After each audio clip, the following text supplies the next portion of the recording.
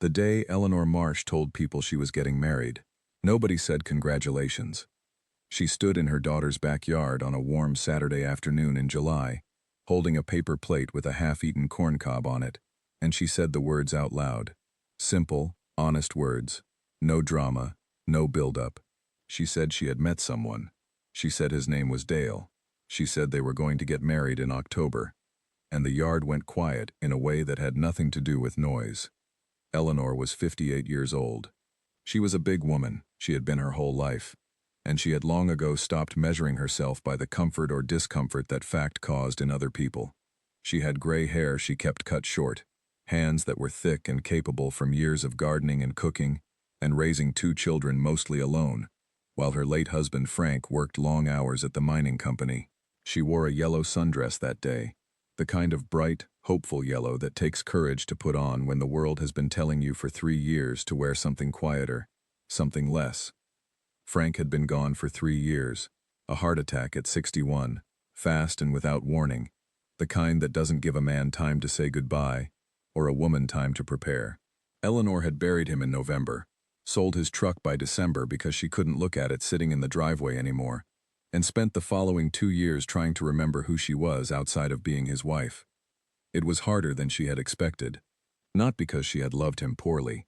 She had loved him well, even through the hard years, even through the stretches when the marriage felt more like a shared lease than a life, but because somewhere in 31 years she had let herself become a background character in her own story. She had learned to make herself small in the ways that mattered most. She offered opinions quietly, if at all. She took up her space apologetically. She dressed in colors that didn't ask for attention. The yellow dress was the first thing she had bought in 3 years that asked for anything. Her daughter Paula had seen it in the shopping bag and said nothing. That was Paula's way. She processed things slowly, with great care, and usually came around to warmth eventually. Her son, Grant, had called the day before the barbecue and listened for 40 minutes, while Eleanor told him about Dale, about how they met, about the phone calls that ran past midnight. Grant had asked 2 questions. One was whether Dale treated her well. The second was whether she was happy. Eleanor had answered yes to both, and Grant had said, "Then that's all I need to know, Mom," and meant it. The people in the backyard that day were not all Grants. Eleanor's sister-in-law, Beverly, Frank's older sister, a woman who had strong feelings about how things should look and stronger feelings about how widowhood should be conducted, was the first one to make a sound. It wasn't cruel, exactly. It was more like a short, involuntary laugh, the kind a person makes when they see something that doesn't fit the picture they have in their head. A quick exhale through the nose, a small shake of the head. Others followed. Not everyone. Eleanor would be clear about that later, when she told this story. There were people who smiled, who came forward, who said wonderful, or really, in a way that sounded genuine. But a woman from her church, clapped her hands once like she'd been waiting for good news. But those voices were soft, and the other voices were not. And in that particular backyard on that particular afternoon, the unkind sounds were the ones that filled the air.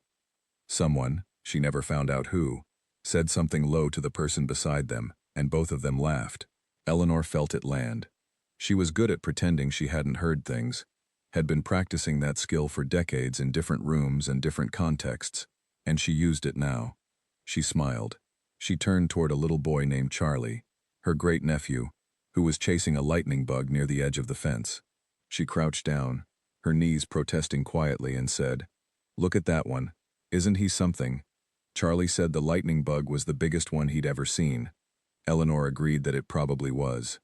Her hands were still at her sides, perfectly still, the kind of still that takes everything a person has. Beverly came to her later, while the food was being put away, and said something that was meant to be practical, but landed like a door closing. She said, "Eleanor, honey, you know people just worry about you. You've been through so much. You're not exactly in a position to be." And then she paused, looking for the right word, and couldn't find one that wasn't what she actually meant, so she just said, jumping into something. Eleanor looked at her. When she said, "I know you mean well, Beverly." Beverly said, "I do. I really do." Eleanor said, "I know." She did not say anything else. She picked up a folding chair and carried it to the garage and stayed there for a few minutes in the quiet, running her thumb over the yellow fabric of her dress, thinking about Dale's voice on the phone the night before. He had read her 3 pages of a novel he liked, slow and easy, pausing sometimes to say, "Now that right there is a good line." She had laughed at the parts that were funny, and been quiet at the parts that were worth being quiet for. And when she finally said goodnight, he had said, "Sleep well, Eleanor." And it had sounded the way a door sounds when it opens instead of closes. She thought about that, standing in Paula's garage between the lawnmower and the box of Christmas decorations. She folded the chair and leaned it against the wall. Then she went back outside, because she had not survived 3 years of grief and invisibility, and other people's pity, to hide in a garage over a laugh she hadn't earned and didn't deserve. The lightning bug had landed on the fence post. Charlie was watching it with the focused seriousness of a child doing something that matters. Eleanor sat down in the grass beside him and watched it too. Nobody in that yard knew what she was carrying. They saw a big woman in a yellow dress sitting in the grass watching a bug with a child, and they thought they understood the picture. They did not. The picture had layers they had never bothered to look for, and the most important layer was this.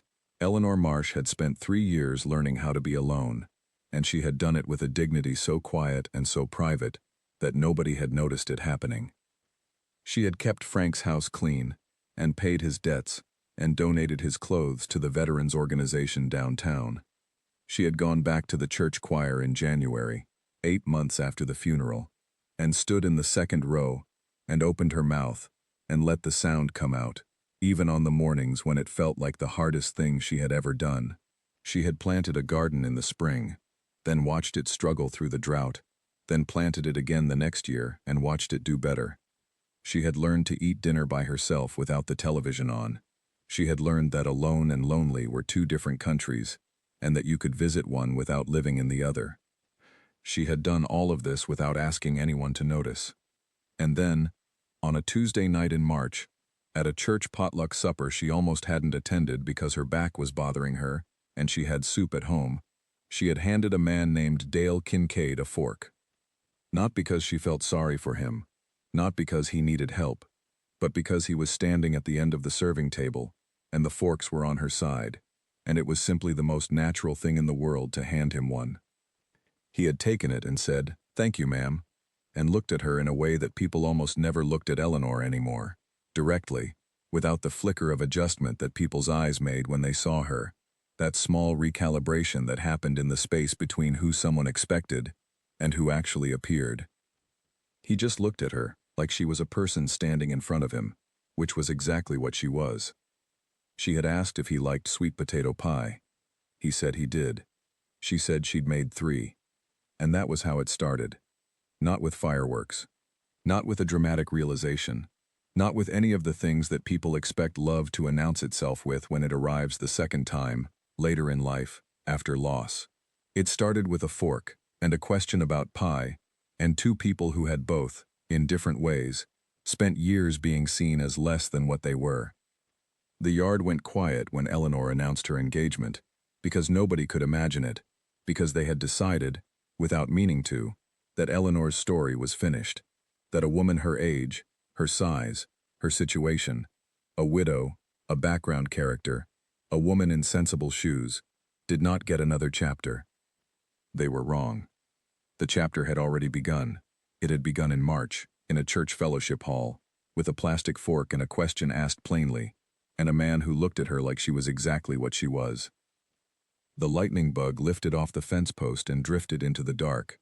Charlie said, "Where did it go?" Eleanor said, "It went somewhere that needed a little light." Charlie thought about that. Eleanor watched the yard where people were still talking and laughing and putting food away, and she thought about October. She thought about cedar trees and a man who read novels aloud and kept bees, and said her name like it was a word worth saying. She smoothed the yellow of her dress with one hand. She was not finished. Not even close. The church potluck that changed Eleanor's life was not a remarkable event by any visible measure. It was a Tuesday night in March, cold enough outside to make the fellowship hall feel warmer than it was, and the tables were lined with the usual rotation of dishes: casseroles wrapped in foil, slow cooker pulled chicken, 3 different versions of macaroni and cheese, the kind of spread that appears in rural church basements across eastern Kentucky, without anyone organizing it because everyone already knows what to bring. Eleanor had almost stayed home. Her back had been bothering her since Thursday, a low, dull ache that came and went with the weather, and she had soup on the stove, and a book she hadn't finished, and every reasonable excuse to draw the curtains and spend the evening in her kitchen, where the light was warm and the chair was familiar. But she had promised Dot she would come, and Eleanor was a woman who kept her promises, even the small ones, especially the small ones, because she had learned that the small promises were the architecture of a life, and that when you stopped keeping them, you started to disappear in ways that were hard to come back from. So she turned off the soup and put on her good coat and drove the 4 miles to the church. She arrived 10 minutes late, which meant the room was already full, and the food was already out, and she had to navigate the crowd to find a plate, which was the kind of thing that used to feel manageable when Frank was beside her, and felt enormous when she was alone. She had never said this to anyone. She had learned not to say the things that would make people feel they needed to rescue her, because the rescue was always more about their own discomfort than her actual need. She took her plate and moved down the table, and that was where she saw him. Dale Kincaid was 64 years old, broad-shouldered and weathered in the way that men who work outside get weathered.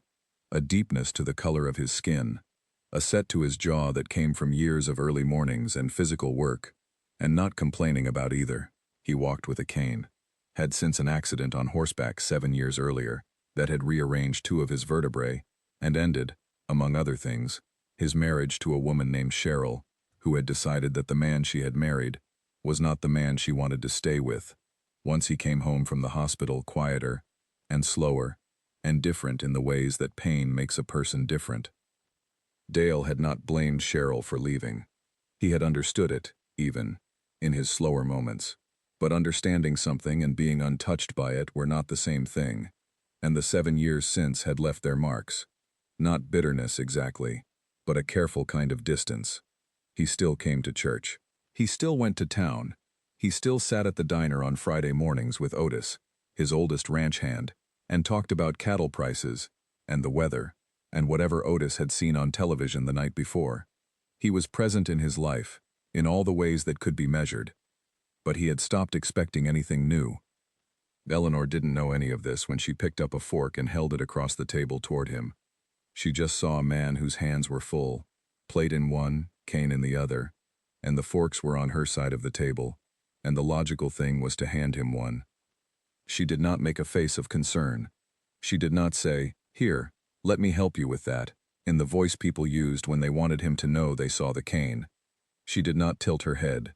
She simply held out a fork and met his eyes and waited. He took it. He said, "Thank you, ma'am."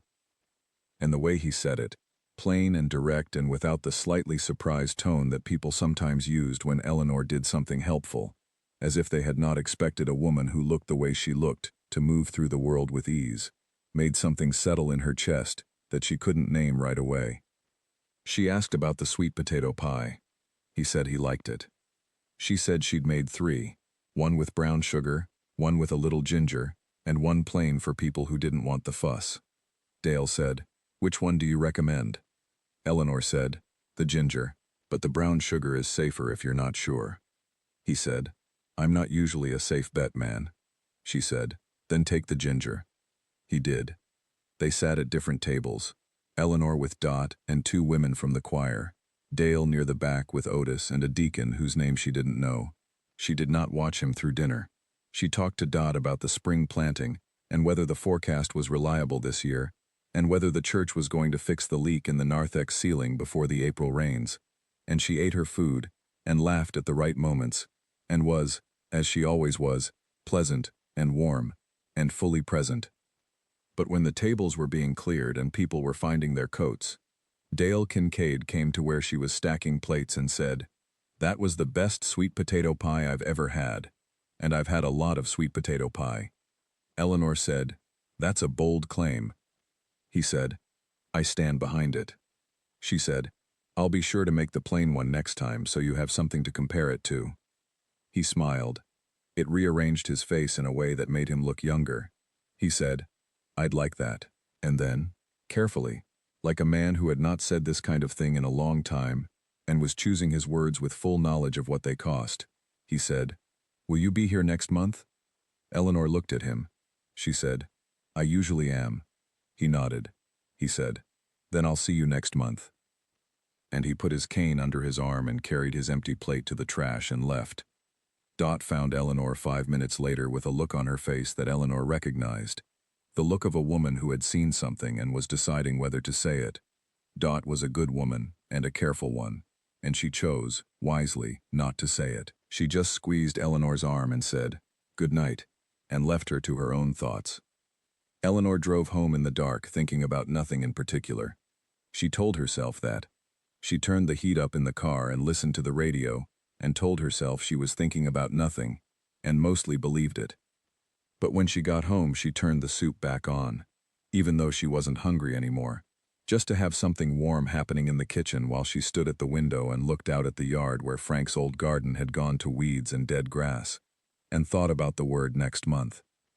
It was a small word, a very small promise, the kind that might mean nothing. But Eleanor was a woman who believed in small promises, who believed they were the architecture of things.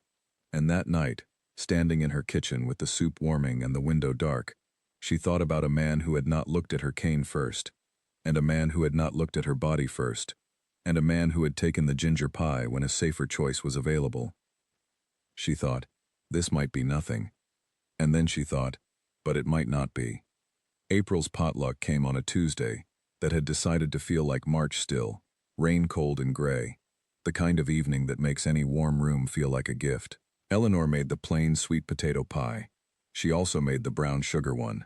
She did not make the ginger, because she was not a woman who managed expectations she had no business managing. Dale arrived 10 minutes after she did. He found her at the table without looking around the room for long, which was not a thing she let herself read too much into, but which she noticed. He said, "You didn't make the ginger." She said, "You said you weren't a safe bet man. I wanted to see if that was true." He said, "What does plain pie prove?" She said, "It proves nothing. That's the point. Now take a piece and tell me what you actually think." He took a piece. He ate it standing at the edge of the table while she finished filling her plate. Then he said, "It's good. Everything you make is good, but it's not the ginger." She said, "No, it's not." He said, "I think you knew that before you made it." She said, "I think I did too." They sat at the same table that night. Not next to each other. The seating just worked out the way it worked out, the room filling around them the way rooms do, and they ended up across from each other with Dot and Otis and a young couple whose names Eleanor didn't catch filling in the other chairs. They talked across the table in the easy, unhurried way of people who don't need to prove anything yet. Dale asked about her garden, and she told him about the weeds and the dry summers and the way she had started it back row by row. He said he kept a kitchen garden himself, nothing serious, mostly herbs his late mother had planted, and he'd kept going out of habit. She asked which herbs. He said sage and thyme, and one rosemary bush that had survived everything nature had thrown at it, and at this point felt like a member of the family. Eleanor laughed. It was a real laugh, the kind that starts somewhere low in the chest, and Dale looked at her when she did it, with an expression she couldn't read exactly but wanted to. After dinner, he walked her to her car. She had not asked him to. He had simply fallen into step beside her when the coats were gathered, the way that people do when the direction they are going is the same direction, and she did not make it strange by naming it. At her car, he said, "Next month." She said, "I'll bring the ginger." He said, "I was hoping you'd say that." She drove home in the dark again, and this time, she didn't tell herself she was thinking about nothing, because she was done lying to herself about what was growing in the small spaces of that man's company. By June, they were talking on the phone. The first call was practical. He had called to say he wouldn't make the May potluck because of a cattle situation, and he didn't want her to think he was absent without reason, and he asked her number from the church directory, and called a week later with no cattle situation requiring discussion, just to talk. She had not been surprised. She had known it was coming the way you know weather is coming. Not the exact hour, but the feeling of it building. They talked for 2 hours that first night. About nothing and everything, the way conversations go when two people are paying careful attention to each other, and finding that what they are paying attention to is worth it. He told her about the ranch, and the land, and the accident, matter-of-factly, without self-pity, in the way of a man who had made peace with his story, even the parts that still hurt. She told him about Frank's death and the 2 years after, also matter-of-factly, because they were two adults who had both lived enough to know that the truth was less frightening than the performance of protecting each other from it. She said, "There are days I still reach for the phone to call him about something small. A weather report, a news story, something funny I saw." Dale said, "Yeah, I know that." She said, "It gets less frequent, but it doesn't fully stop." He said, "No, I don't think it does. I think you just learn to put the phone down without dialing." She said, "That's exactly it." And he said, "I'm glad you know what that's like. Not glad it happened to you. Just glad there's someone who knows." She sat with that. She sat with it for a long time after they hung up. The calls became a thing, a Tuesday and Thursday thing, then a whenever thing, and then a thing where one or the other of them might call at 8 in the morning just to say they'd seen a hawk on the fence line and thought the other person would want to know. Dale read to her. He was a reader, had been his whole life, and he read in a slow, deliberate voice that was not performative but simply careful, the way he seemed to be careful with most things. A Louis L'Amour first, then a biography of a Kentucky governor he'd had on his shelf for years, then a novel Eleanor had mentioned once and he had gone to the library and gotten without telling her he was doing it. He sent her a jar of honey in June. Just a jar, in a padded envelope, with a piece of masking tape on the lid that said Dale's Bees, Corbin, KY, and nothing else. No note, no explanation. She opened it, and held it up to the kitchen light, and looked at the color of it, deep amber, the color of late afternoon. And she knew exactly what it meant. It meant, "I was thinking about you." It meant, "I wanted you to have something from my land." It meant, "I am not a man who writes notes about things that are better expressed some other way." She spread some on toast and ate it standing at the counter and thought, well. Eleanor Marsh was not finished. She had never been finished. In July, she stood in her daughter's backyard and announced her engagement, and heard the silence and the short laugh and the low voices, and she stood inside all of it, and thought about a jar of honey the color of late afternoon, and a man who read aloud slowly, and a rosemary bush that had survived everything nature threw at it. She thought, they don't know what they're looking at. She was right. They were looking at a woman in a yellow dress holding a paper plate, and they thought they understood the picture. What they were actually looking at was a woman who had rebuilt herself from the ground up, quietly, without applause, in the 3 years since the world had tried to reduce her to a footnote. What they were looking at was a woman who was getting married in October, and nothing any of them could laugh at was going to change that. The wedding was going to be outside. Dale had said it early, when they were still in the early stages of planning, when planning mostly meant 2 people on the phone at 10 at night, talking about what they actually wanted, instead of what weddings were supposed to look like. He had said, "I'd like it on the land, if that suits you. Not in a barn, not a barn thing, just outside under the sky, where everything I love is." Eleanor had said, "That suits me fine." And so the wedding was on Dale's land, 200 acres outside Corbin, on the second Saturday of October, when the Kentucky hills had gone to amber and rust, and the kind of red that looks like it cost something. A pavilion had been built in the East Field, built by Dale's ranch hands, 3 men who had worked for him for years, who had shown up on a Wednesday morning with lumber and a plan, and finished by Thursday evening without being told what to do, because they knew the man they worked for, and they knew what this day meant. Dale had not asked them to build it. He had come out Thursday afternoon to check the fence line, and found the pavilion standing there, clean framed and solid, and stood looking at it for a long time. Otis, who was leaning on the truck behind him, said, "Well, somebody had to." Dale said, "I would have asked." Otis said, "You were busy worrying about your knee." Dale said, "My knee is fine." Otis said, "Yeah," and a pavilion appeared out of nothing, so, "You're welcome."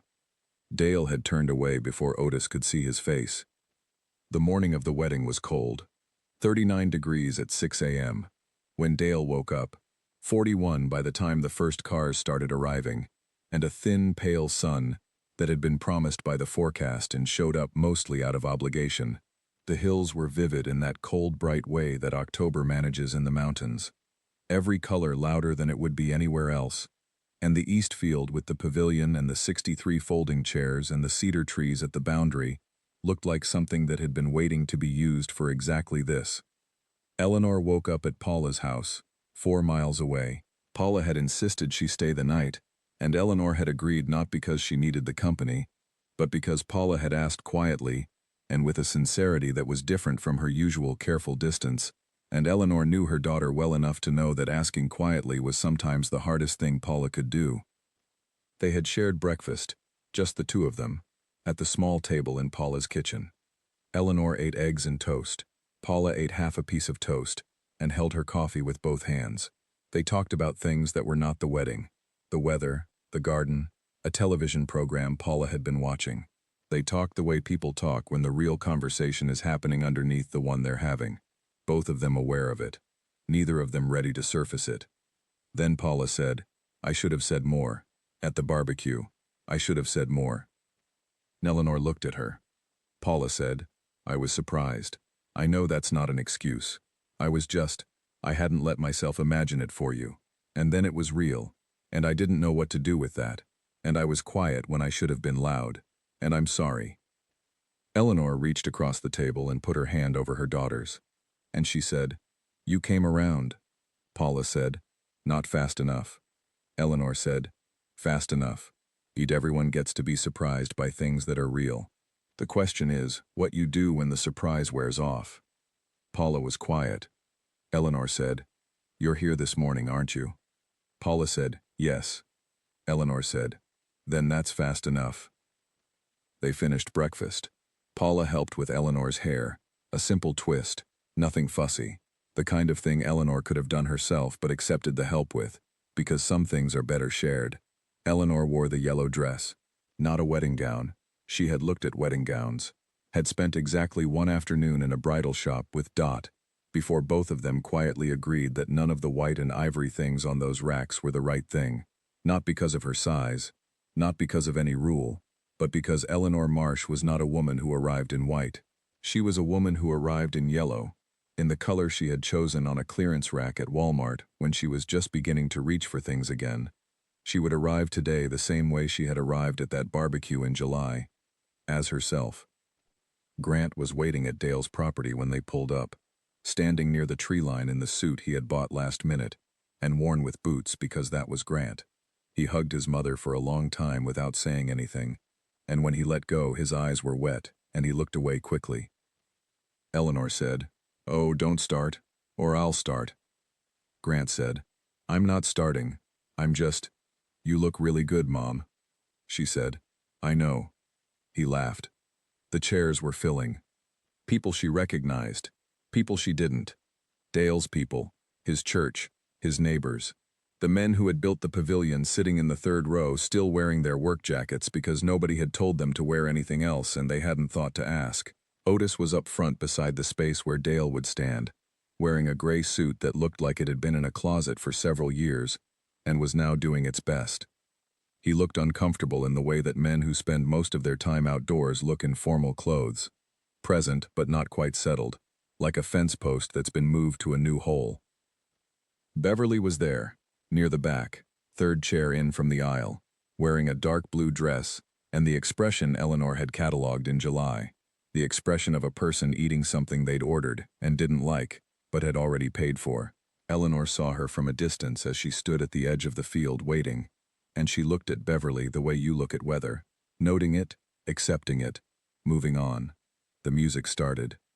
Somebody had found a string player, a young woman from town who played in a quartet, and she began with something quiet and unhurried, not a march, just a melody that moved like a conversation. The guests settled. The cedar trees held still. Grant offered his arm. Eleanor said, "Thank you, sweetheart."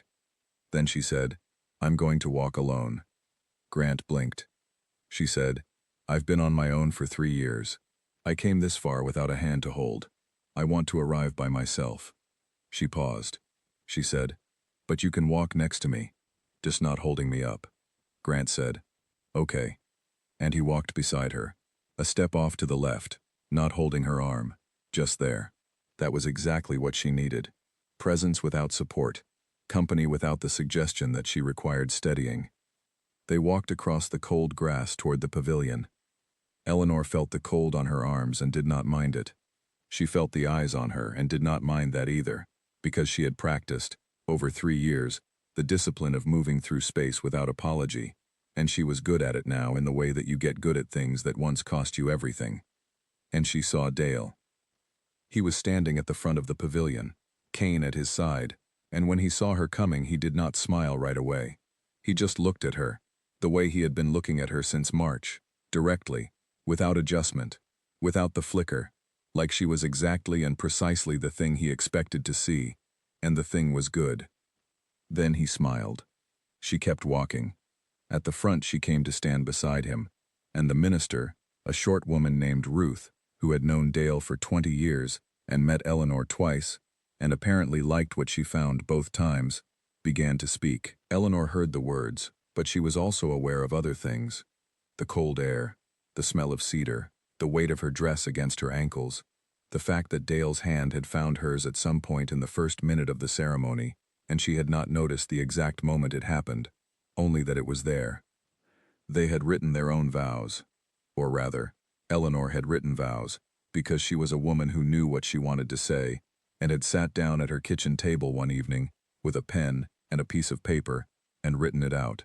Dale had attempted to write vows, and the result was a single piece of paper with Eleanor written at the top, and then 4 lines below it, that he had crossed out and written over until the page was a mess, which he showed her the week before the wedding, embarrassed, saying, "I don't know how to say the thing the right way when I try to write it down." Eleanor had said, "Then say it the way you say things, out loud, when it happens." He said, "You mean just make it up in the moment?" She said, "I mean, say whatever comes when you're standing there with me, and it's real." He said, "That terrifies me." She said, "I know, do it anyway." So Eleanor read her vows from the paper she had folded in the pocket of her yellow dress. She had written about 3 years, about learning to live alone, and learning that it was survivable, and then, unexpectedly, finding that survival was not the ceiling, and she had written about a plastic fork and 3 sweet potato pies, and a jar of honey that arrived with a piece of masking tape and no note, and how the no note was the note. She had written, "You looked at me and saw me, and I have been invisible to myself and to others for long enough that being seen felt like a physical event, like warmth, like what I imagine it feels like to come inside out of a cold that has been going on too long." She read it steadily. Her voice did not break. Then Dale said his. He turned to her, and he was quiet for a moment. The cedar trees held still. Otis did not move. The 63 chairs full of people did not move. Dale said, "I practiced something, and I forgot it. And I think that's probably fine, because I'm not sure any of it was right anyway." He paused. He said, "Eleanor, I have spent 7 years being looked at by people who only see what I can't do anymore. And then you handed me a fork, like the only thing that mattered was that I was hungry. And I thought about it for weeks. I thought about that one small thing for weeks, which maybe tells you everything you need to know about how little kindness I'd gotten used to expecting." He paused again. He said, "I'm not a man who says things beautifully. I'm a man who gets up early and works hard, and reads at night and keeps bees and talks to my horses more than I probably should. I'm not the kind of thing someone builds a picture of when they're imagining what their second life might look like." He looked at her. He said, "Neither are you. And we're here anyway." Someone in the back row made a sound that was not quite a cry and not quite a laugh. Dale said, "I will love you plain and steady and without making you small. Because you are not small. You never were. And anyone who spent 5 minutes actually paying attention could see that." He said, "That's all I've got." Ruth said, "That is enough." Beverly, in the 3rd chair from the aisle near the back, was looking at her hands. She was not looking at her hands because she was bored. The ring went on. While the ceremony finished, the string players started again. 63 chairs produced the sound of 63 people getting to their feet, and the cold October air held it all, the applause, the tears, The sound of Grant exhaling like he'd been holding his breath since July. The sound of Paula making a noise somewhere between a laugh and a cry, and not quite managing either. Eleanor and Dale turned and faced the pavilion full of people. Eleanor felt the cold on her face and the warmth in her hand, and the yellow of her dress against her skin, and thought, "Here I am. Here I am." The reception was held under the pavilion and in the east field around it, and it arranged itself the way good things arrange themselves, not according to any plan, but according to what people needed when they found themselves together in a place that felt right. The food was the kind of food that shows up at a Kentucky gathering when people have decided to mean it. 3 women from Dale's church had organized it without being asked, which meant there were 4 different casseroles, 2 kinds of ham, a table of desserts that ran the full length of one side of the pavilion, and more sweet potato pie than any reasonable event required. Eleanor had made the ginger one the night before at Paula's house, standing at an unfamiliar counter in her socks, and Paula had sat at the table watching and talking, and eventually getting up to help without being asked, and it had been one of the best evenings Eleanor could remember. Dal ate 2 pieces of the ginger pie, and told everyone within earshot that his wife had made it, with a calm, deliberate emphasis on the word wife that was not performed. It was just real, just a man saying a word that fit.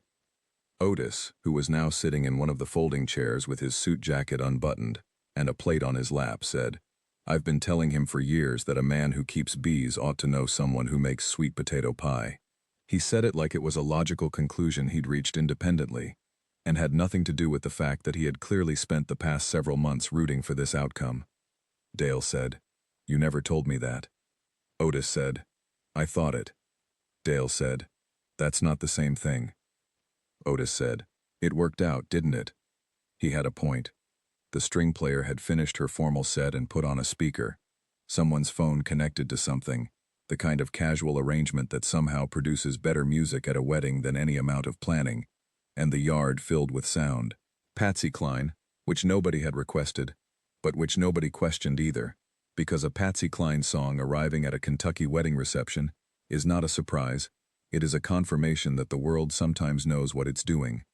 Dale's granddaughter, Rosie, was 11 years old and had been at the ceremony in the front row with her mother, Carol, Dale's daughter from his first marriage.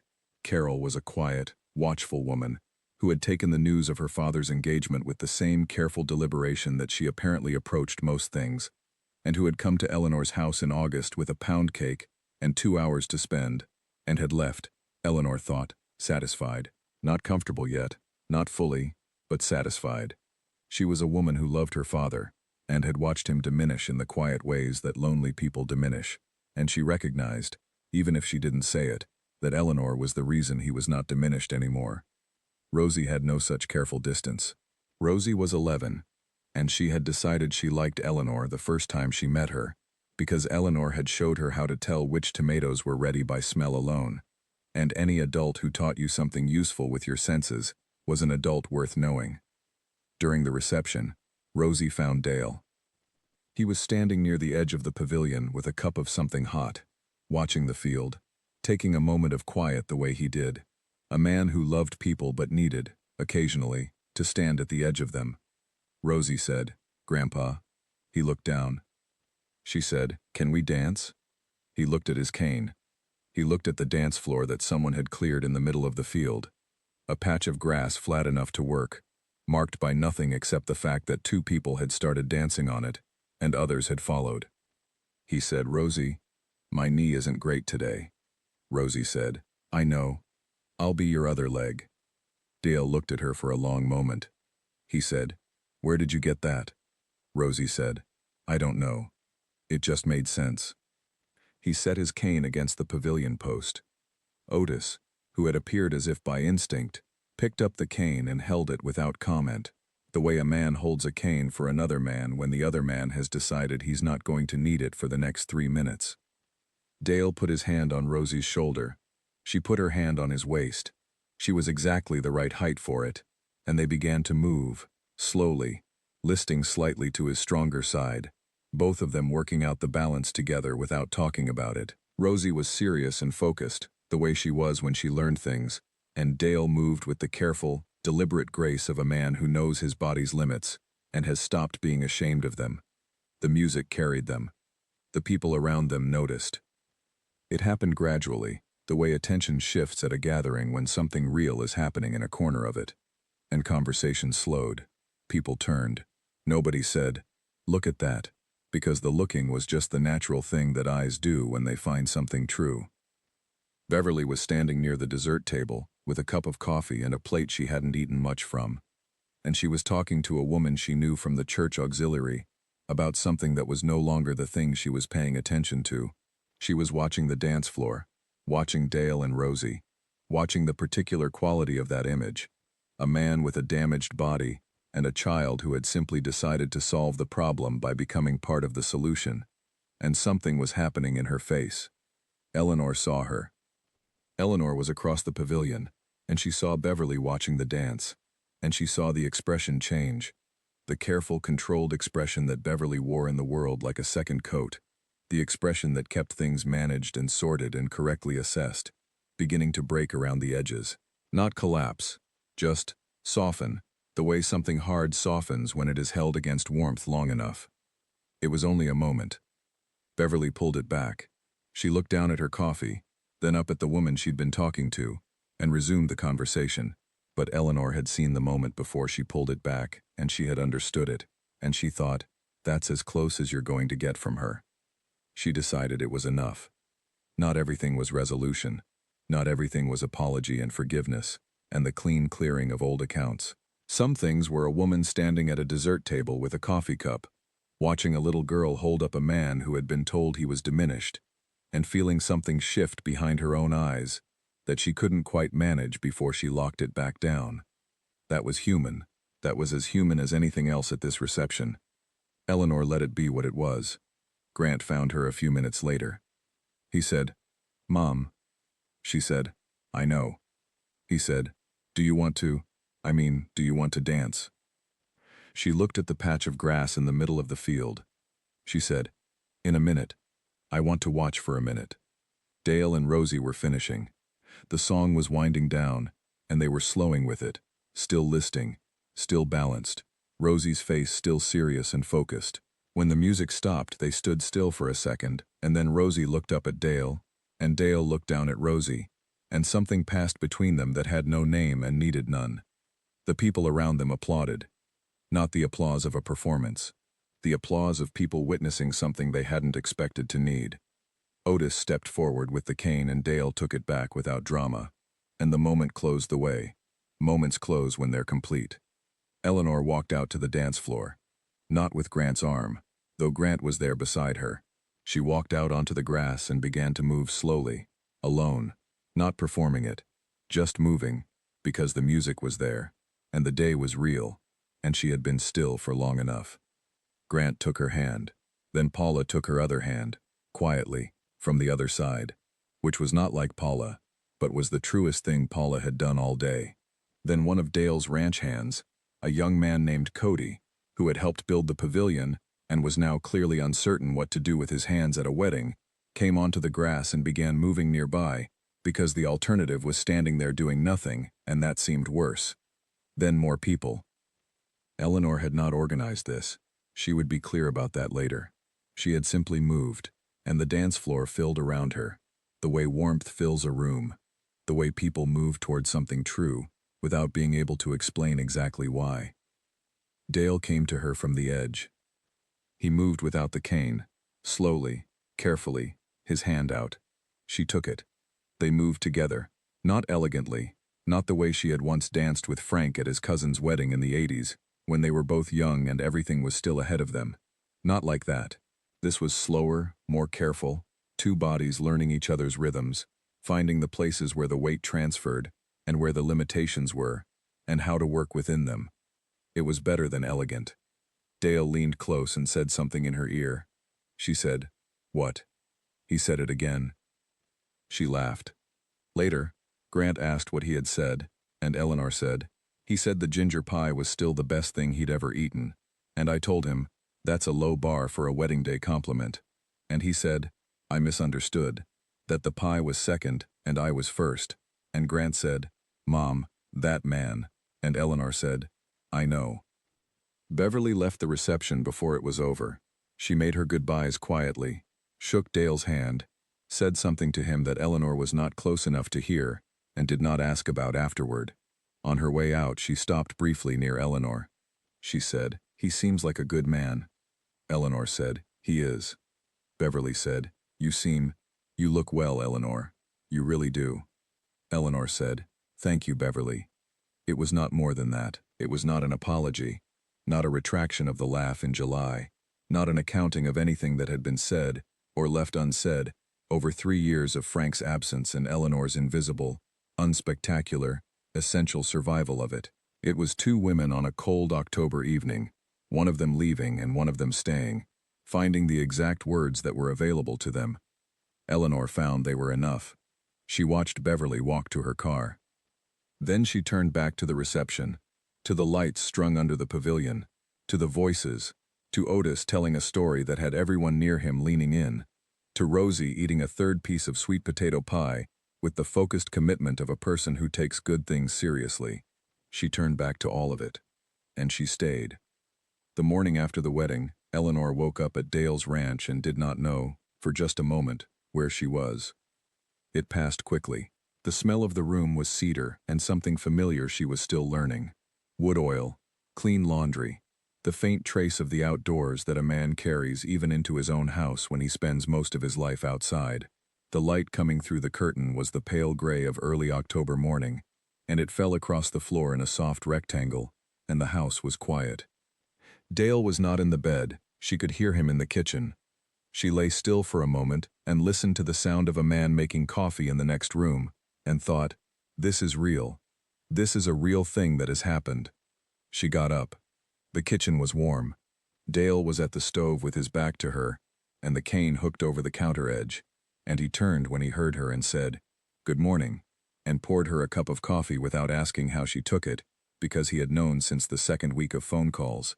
2 sugars, no milk, hot enough to mean it. She took the cup with both hands. She stood at the window. Outside, the east field was clear and pale in the early light. The pavilion was still there, the folding chairs stacked at the side. The cedar trees were dark at the boundary.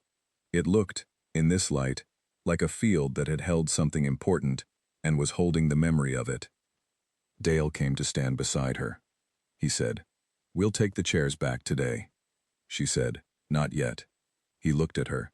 She said, "Let them stand for a day. Let the field have it for a day." He said, "Okay." They drank their coffee. 6 months later, the chairs were long returned, and the pavilion was still standing, because nobody had discussed taking it down, and it had simply become a thing that was there, solid and useful on the property, which was exactly what a good thing built in 2 days by 3 men who loved someone ought to be. The spring came to the ranch with the kind of generosity that follows a hard winter, which this one had been, long and gray and cold, the kind of winter that tests a new marriage, not because the marriage is fragile, but because winter tests everything, and it's useful to know what holds. What held was this: 2 people who had both already survived the worst thing that had happened to them, and had therefore stopped being afraid of ordinary difficulty. They argued twice, both times about logistics, both times resolved within an hour, both times ending with one of them making something for the other to eat, because food was the language they had started with, and it remained the truest one. Eleanor's garden at Dale's ranch was planted in April, and it covered twice the ground of the garden she had let go to seed at Frank's house, because Dale's land had the space and the soil and the water, and because Eleanor was a woman who, given room, expanded. She planted tomatoes and green beans, and the 3 rows of sweet corn that her mother had always planted, and she had always planted in memory of her mother. She planted herbs along the south side, thyme and sage and a rosemary plant she brought from her own yard, putting it into the ground next to Dale's rosemary bush, the one that had survived everything nature threw at it, the one that felt like a member of the family. They planted them side by side. Dale's doctor, at the appointment in May, said his blood pressure was down, and his resting heart rate was better, and whatever he was doing differently, keep doing it. Dale said, "I got married." The doctor said, "Well, that. And also you seem to be sleeping." Dale said, "Yes." The doctor said, "Married and sleeping. That's the whole treatment plan." Dale told Eleanor this on the way home, and she laughed so hard she had to put her hand on the dashboard. He still used the cane. Of course he still used the cane. The vertebrae were still what they were, and they were never going to be otherwise. And there was no version of this story where love repaired bone.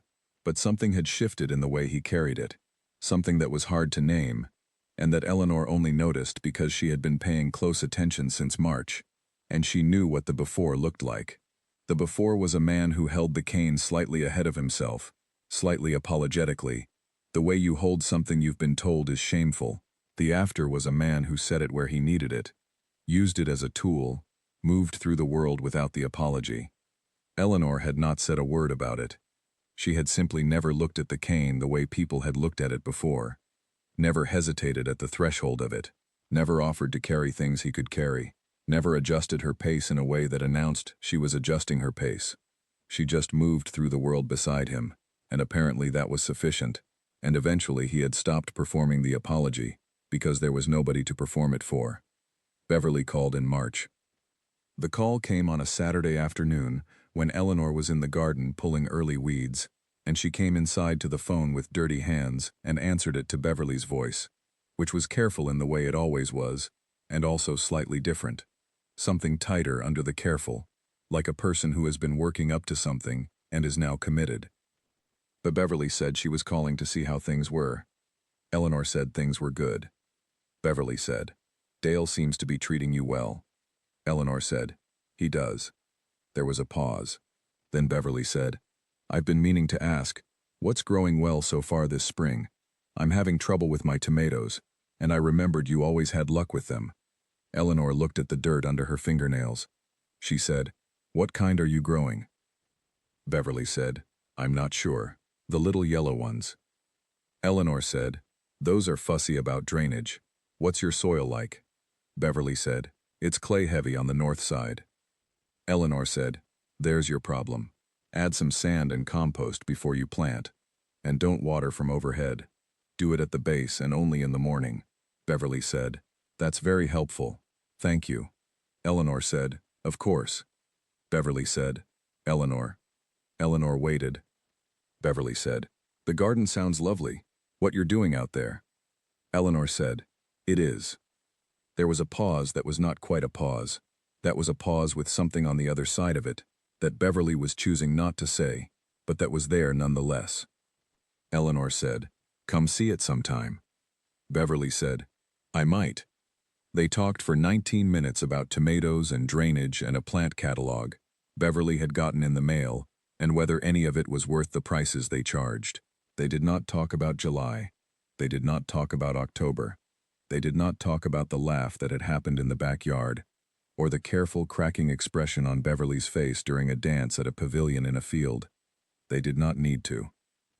When Beverly hung up, Eleanor went back outside and knelt in the dirt and thought, "That is as close as that will ever come to being said, and that is fine. That is how some things end. Not with the acknowledgement, not with the words, but with a phone call about tomatoes on a Saturday afternoon, which is its own kind of reckoning." My Grant came to visit in May.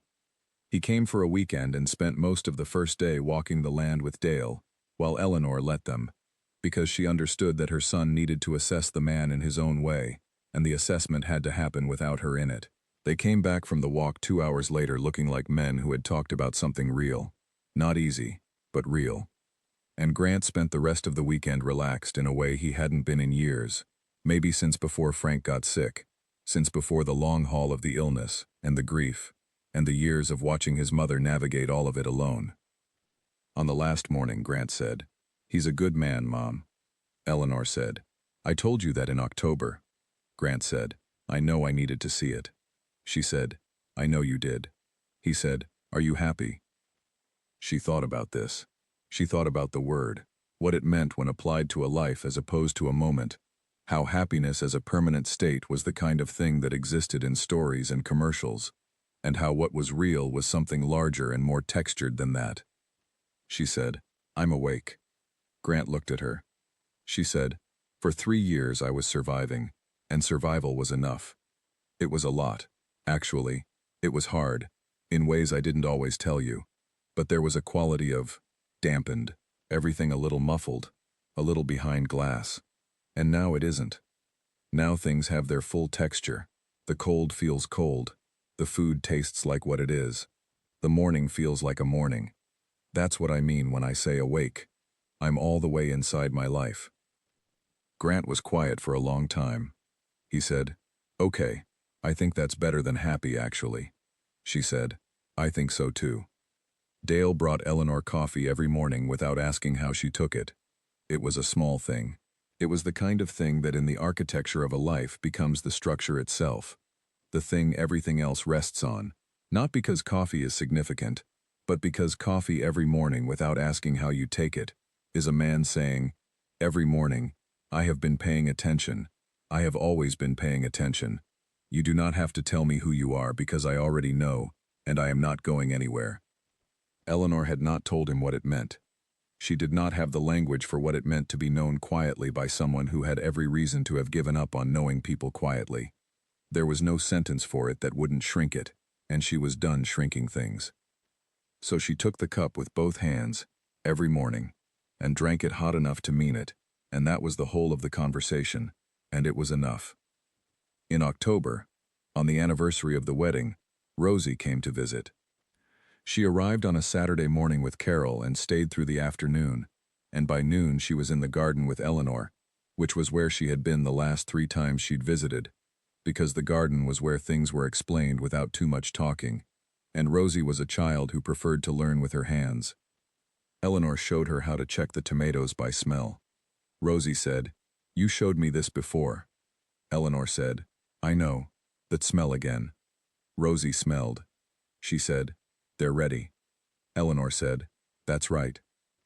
Rosie picked one, small and warm from the afternoon sun, and bit into it right there in the row, and her face went to something that was just pure satisfaction, the specific satisfaction of eating something still warm from the place that made it. She said, "These are better than the ones at the store." Eleanor said, "Most things are better when they come from where you are." Rosie thought about this. She was wearing a yellow shirt, coincidentally maybe. She was 11 and hadn't thought about it, but Eleanor noticed, and something rose in her that she let rise and then settle, easy and warm, the way the sun in October settles on your skin when you face it directly.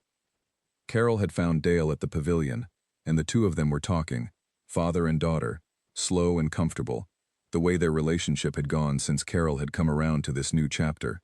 Not immediately, not without her own careful processing, but genuinely, with the particular relief of a woman who had worried about her father for years and was no longer worried.